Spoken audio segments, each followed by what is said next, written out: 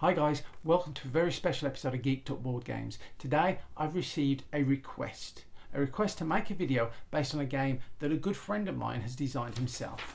So the game in question is simply on a piece of paper. It's called Fugitive of Saul. It's a Bible based game, so if the Bible is your area of interest, you might find this very interesting.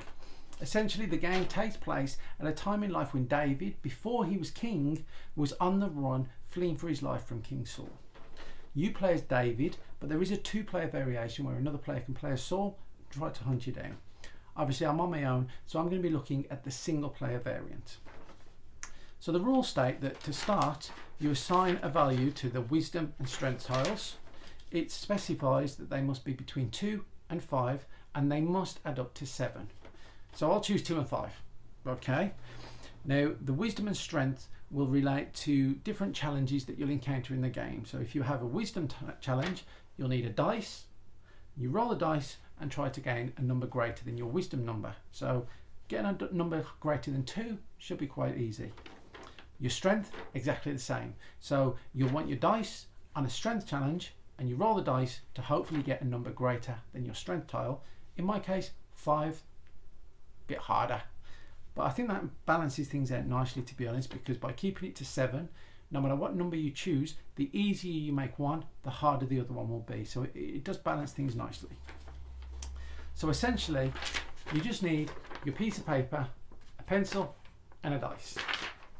You start with this domino tile here, 2 dots on it, and you want to place it on the city of Nob down in the corner.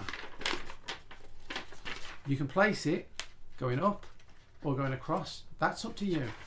But after that, you then count clockwise on these tiles according to one of these two values. That's up to you again. So you could, in my case, go 1, 2, or you could go 1, 2, 3, 4, 5. And then you have another domino that you want to place corresponding to that one.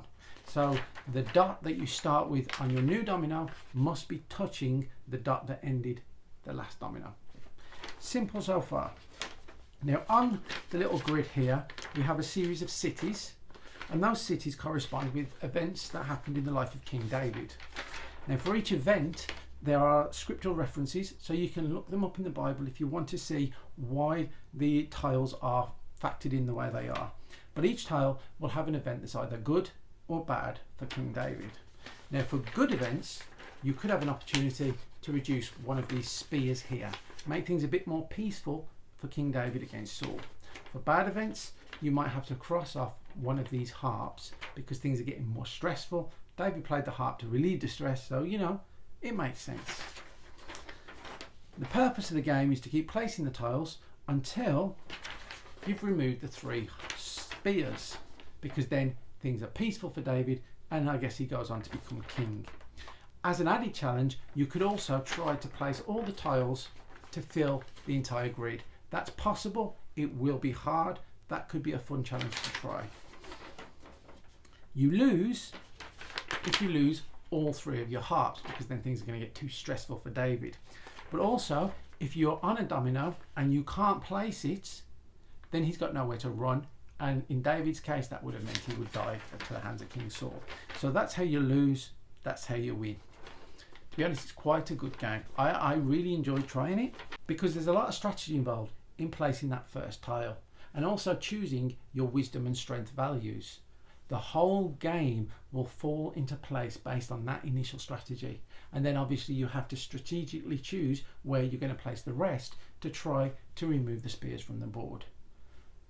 I enjoyed the challenge. I won the first time I played it, but I did enjoy strategically choosing where to place those first tiles. I also enjoyed the different twists and turns and looking up the different accounts to see why these tiles were chosen for the reasons they were chosen. So it is a good game. I really enjoyed it, and I'll say well done, Adam, because it's well worth trying.